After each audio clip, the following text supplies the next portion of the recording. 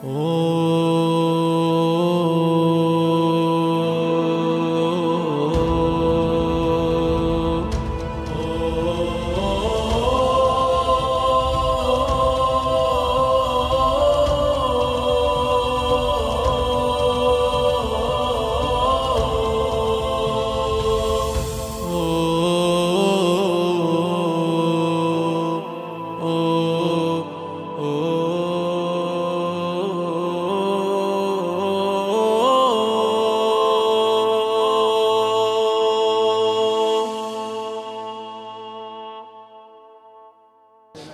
ये पैगाम देना चाहूँगा कि जो मोमिनीन व कराम हैं, मोमिनात हैं, कि जो दिल में ये ख्वाहिश रखते हैं कि हम करबला में आएँ और हम आके इधर महरम करें, आके वो मौला को पुरसा दें, वो अपने आप को इतना काबिल बनाएं कि मौला की चौखट चूमने के काबिल हो जाएं।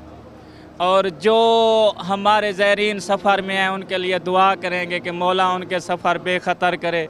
जो हमारे ज़ाकिरीन उज़ाम हैं, जो इस वक्त ड्यूटियाँ दे रहे हैं, उलमा व कराम हैं, मौला उनको अपनी हिफ्ज़ व अमान में रखे। बाकी जो चाहते हैं कि हम मौला के ज़वार बने, मौला उनको अपना ज़वार बनाए। जो मोमिनीन बीमार हैं, बीमार करबला के सदक़े मौला उनको सुखसियत दें। बिलखसूस हमारे खान साहब सरदार कासिम अब्बास खान साहब बीमार हैं, मौला उनको सुखसियत दें। और जो मोमिनीन ये चाहते हैं कि हम मौला का ये मुहर्रम इधर करें तो मौला उनकी सुने और वो आके मौला के ज़वार बने और आके इधर जनाब अली अकबर बादशाह का पुरसा।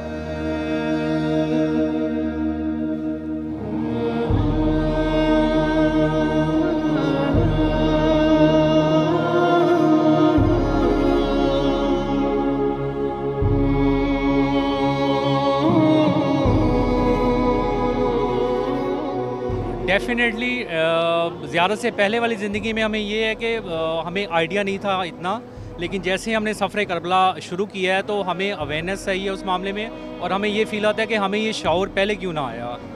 जैसे कि मैंने आपसे पहले डिस्कस किया कि 2014 में मैंने ये सफ़र करबला अपना शुरू किया था, तो अब मुझे ये होता है कि मैंने जो पहले अपनी लाइफ गुजारी है तो मुझे पहले ये अवेयरनेस क्यों ना आई, ताकि मैं जैसे छोटे एज में ही था तो मुझे ये सफ़र करबला तभी शुरू कर देना चाहिए था।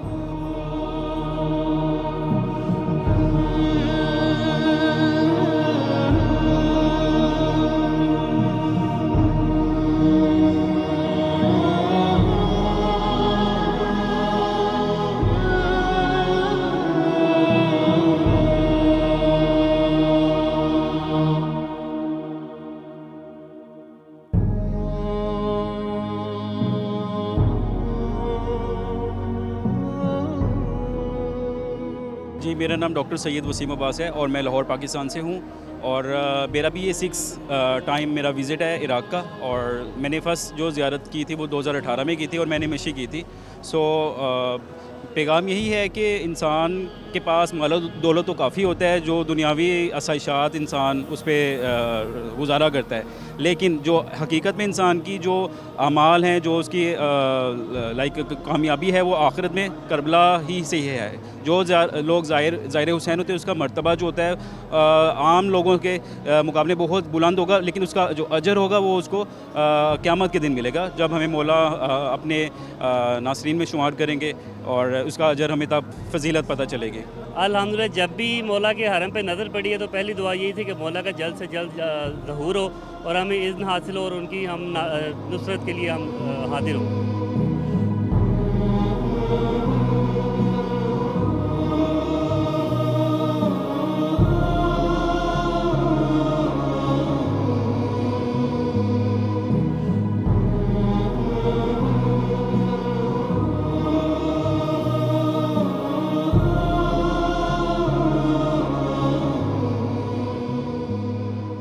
बहुत मुश्किल सवाल है, क्योंकि हम जिस माशरे में रहते हैं इसमें जगह जगह कदम कदम पे शैतानी दज्जाली फितने हम पे हमला आवर हैं, चाहे वो किसी शक्ल में भी हों।